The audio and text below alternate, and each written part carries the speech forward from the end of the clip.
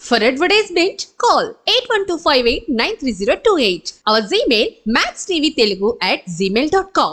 Weekend వచ్చిందంటే చాలు మాంసాహార ప్రియులకు పండగే. చికెన్, మటన్, ఫిష్లతో లాగించేస్తుంటారు. కొంతమంది ఇంట్లో వండుకొని తింటే మరి కొంతమంది హోటళ్లలో బిర్యానీలు లొట్టలేసుకుని మరీ తింటుంటారు. చిన్న పెద్ద తేడా లేకుండా ఎక్కువ మంది ఇష్టపడేది చికెన్.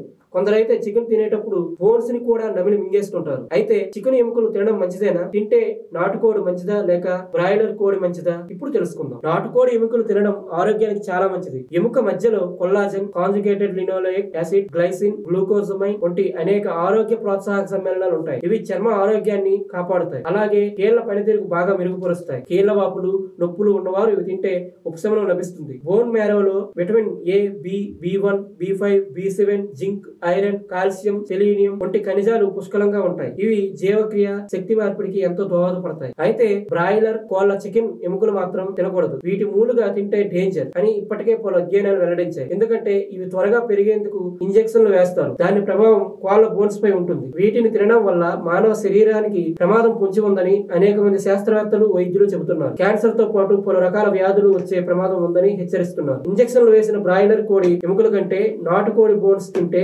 ఆరోగ్యానికి ఎంతో మేలు చేస్తాయి.